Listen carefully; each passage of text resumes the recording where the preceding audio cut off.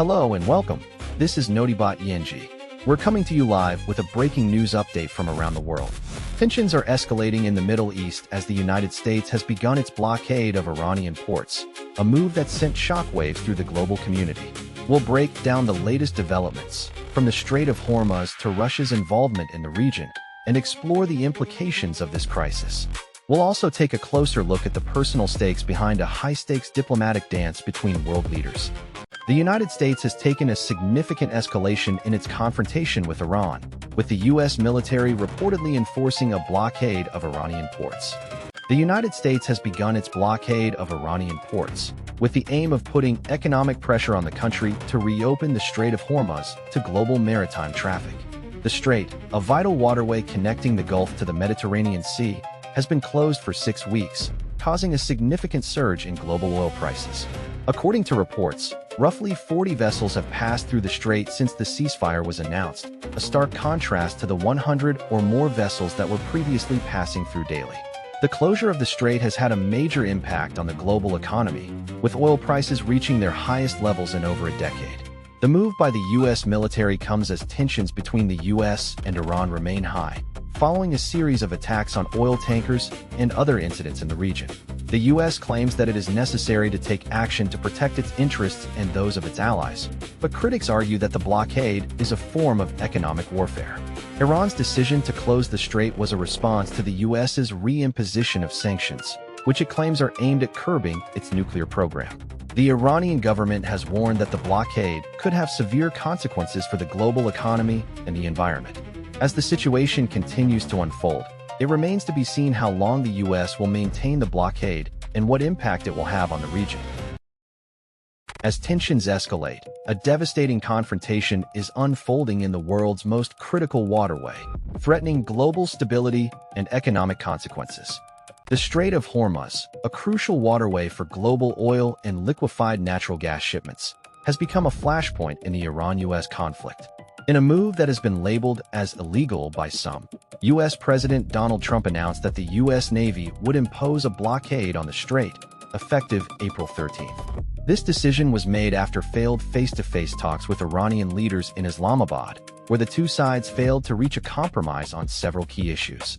Iran's Islamic Revolutionary Guard Corps has responded to the U.S. move by imposing its own de facto toll booth regime on the strait.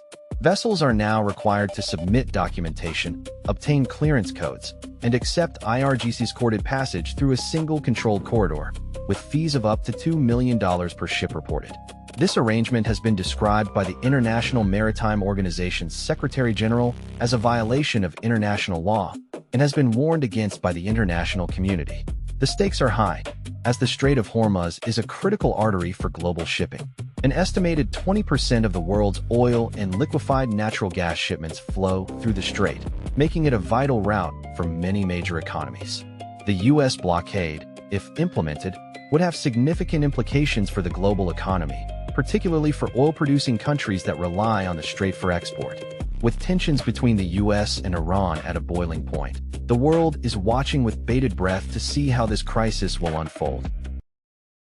As tensions between the U.S. and Iran escalate, the Middle East takes a dramatic turn with a new development that has far-reaching implications.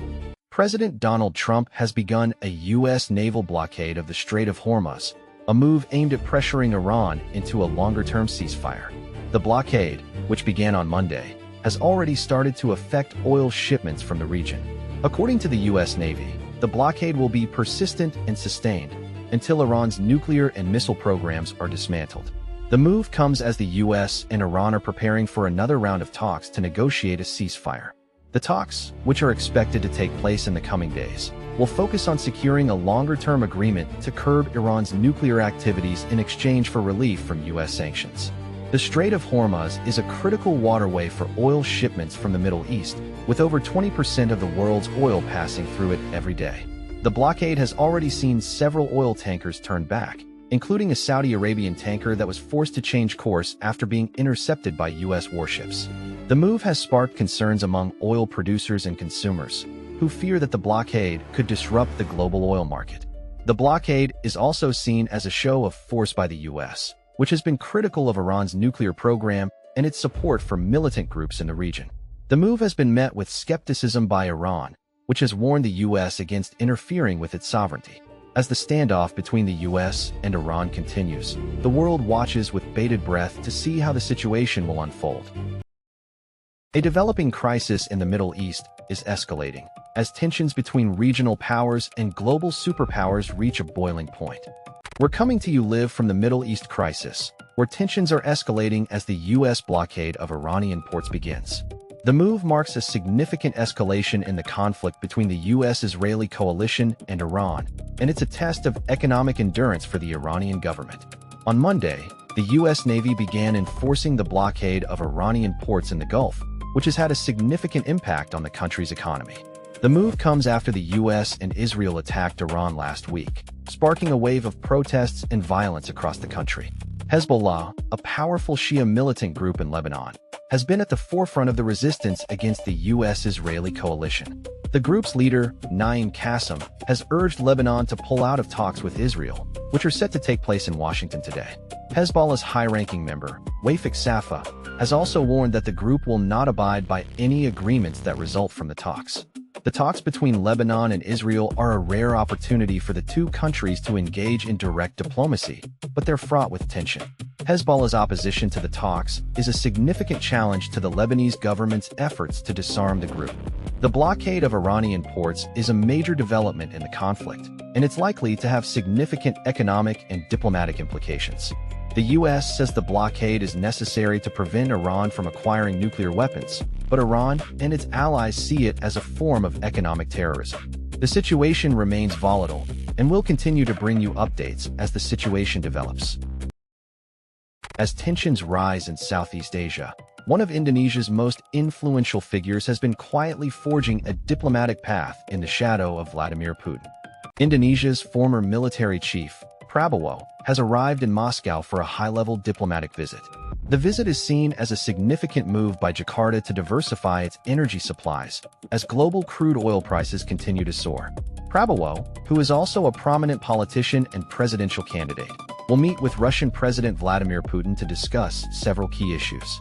According to security analyst Ian Story, Indonesia's energy woes are deeply connected to the global energy market. The closure of the Strait of Hormuz, a vital shipping route in the Middle East, has disrupted oil supplies to several countries, including Indonesia. As a result, Jakarta is seeking alternative sources of crude oil, and Russia is seen as a potential supplier. In addition to energy, Prabowo will also discuss food security and civilian nuclear technology with Putin.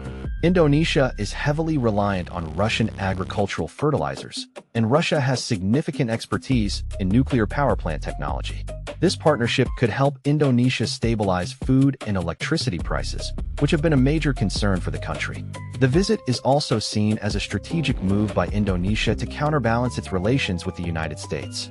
While Jakarta has been strengthening ties with Washington, it is also seeking to build partnerships with other major powers, including Russia. This visit is a key moment in the relationship between Indonesia and Russia, and it is expected to have significant implications for both countries. And that's all for today's news recap.